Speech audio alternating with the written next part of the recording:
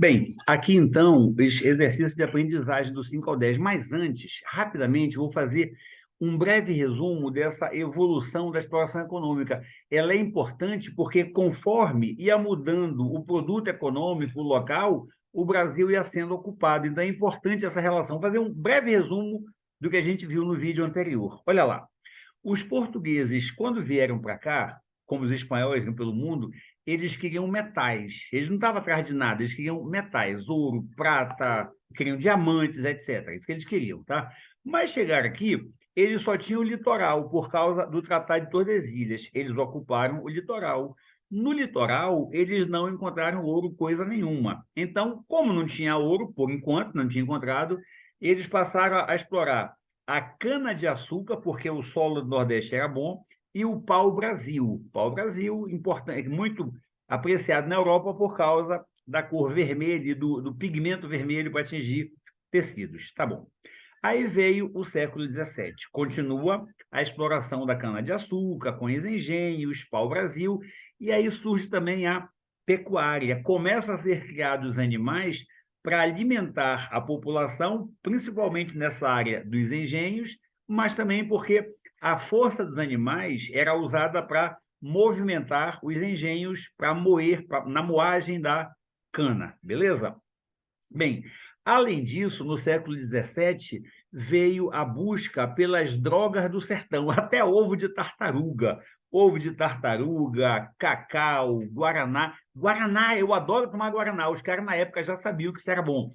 Mas, enfim, então no século XVII, a busca dessas drogas do sertão fez com que fosse ocupada aqui a região norte, principalmente ao longo dos rios, porque o acesso era pelos rios. E foi a primeira região, digamos assim, onde os ocupantes do Brasil naquela época ignoraram o Tratado de Tordesilhas e avançaram pela região norte. No século XVIII, finalmente, eles encontraram os metais que eles tanto queriam, lá na área onde hoje é Minas Gerais, principalmente, não é verdade? Lá no centro-sul do Brasil. Pois bem, é, a mineração, a exploração desses metais para mandar Portugal passou a ser a mais importante atividade econômica do Brasil. Nós estamos falando do século XVIII, 1700 alguma coisa. E, por esse motivo, a capital que representava os portugueses, a capital dos portugueses aqui na colônia, que até então era em Salvador, mudou para o Rio de Janeiro, porque lá que estava a grande atividade que era a exploração dos metais, a mineração, beleza? Mas aí esse metal todo era enviado para Portugal e era o que permitia o comércio, a manufatura, etc. Aí veio o século XIX. Em 1822, né, nós nos tornamos independentes em relação a Portugal. E essa independência, por causa da independência, só não vamos mandar mais ouro, não. Aí diminuiu a mineração, porque antes era tudo a Portugal, não ia mandar mais nada, como também diminuiu a produção da cana-de-açúcar, né? E o resultado é que surge um novo produto, surge a cultura do café, que rapidamente, no final do século XIX e já começando o século XX, se tornou o mais importante, a mais importante atividade econômica aqui no Brasil. Já no século XX, né, além do café, que no começo ainda estava, além da grande industrialização, principalmente em São Paulo e Rio de Janeiro, mais São Paulo, além disso, no começo do século XX, passou a ser explorada a borracha, que deu um novo desenvolvimento aqui na nossa região norte. Você sabe por que Manaus tem tanto prédio bonito, feito há muito tempo atrás? Manaus foi a segunda cidade do Brasil que teve energia elétrica por causa da borracha.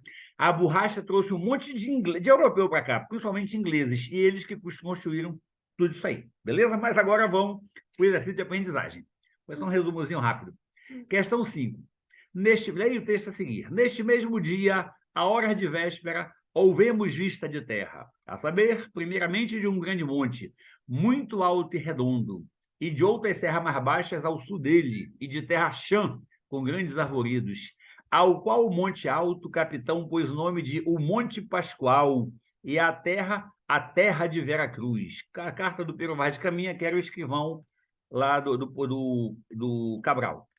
Apresente como foi estabelecida a divisão das terras do continente americano entre Portugal e Espanha no século XV, na verdade, 1494. Fala aí, Matheus. Tratado de Tordesilhas. Tratado de Tordesilhas. Os portugueses e espanhóis, gaiato, dividiram o mundo entre eles. Fizeram assim, traçaram uma linha que ficava a 370 léguas a oeste da ilha de Cabo Verde. Isso, olha, aqui é a linha. O que tiver para oeste, o que tiver para o leste é de Portugal. O que tiver para oeste é da Espanha. Então, Tratado de Tordesilhas. Muito bem. Não. Do leste É, era da Espanha e do oeste era de não, Portugal. não, não. A Tratado de Tordesilhas, o que estava ao leste dessa linha do tratado era de Portugal, tanto que é a costa do Brasil. O que estava para o oeste dessa linha do Tratado de Tordesilhas era da Espanha, tá? Pois bem, isso, né? Já foi assim. Então, a divisão do Tratado de Tordesilhas. 6. Analise o mapa histórico. Analisei. Descreva os elementos apresentados, relacionando-os com as primeiras atividades econômicas do território brasileiro. Sim, o que é isso aqui? Extração de pau-brasil. Estação do Pau-Brasil. Olha lá, esse livro não fala, mas vocês já viram de um capítulo de história, né, da ocupação do Brasil, que exploravam o pau-brasil, né, derrubavam, traziam, e esse pau-brasil ficava estocado em barracões perto do litoral. Por quê? Porque aí eles eram embarcados no navio e seguiam para a Europa. Então, isso aqui mostra bem a derrubada das árvores, leva os troncos de pau-brasil aqui para o litoral, fica num barracão e daqui ele ia embora. Está aqui o navio, olha, daqui ele ia embora lá para a Europa, lá para Portugal. Beleza? Questão 7. Com a introdução da criação de bovinos na colônia, intensificou-se a entrada em direção ao interior do território, que tinha que ter espaço para criar os animais, né? Explica os motivos de a atividade pecuária favorecer a economia açucareira no século XVII. É porque a pecuária, essa criação de animais... Aqui, olha, acabei não mostrando a resposta. Está aqui. Se alguém quiser ver com mais calma a resposta, está aqui. Né? Lá 5, lá, como dividida, Tratado de Tordesilhas, o Matheus até respondeu. Né? Tá. Mas vamos para 7. Já eu mostro a escrita da 6 e da 7, caso alguém queira fixar o que eu escrevi. Como a pecuária favoreceu a economia do açúcar, a cultura da cana-de-açúcar? Porque os animais, além de serem usados para alimentar a população, principalmente nessa área dos engenhos, além disso, a força deles era usada para mover os engenhos para a moagem da cana, mover as máquinas no engenho para moer a cana, ok? Aqui, ó, a 6, aquela mostra derrubada do pau-brasil, a apreciada, etc. E no litoral, a madeira ficava armazenada nos barracões, aguardando para ser transportada para Portugal. E essa foi a primeira atividade econômica no Brasil que os portugueses fizeram, porque era só derrubar árvore, não tinha muita coisa mais a fazer.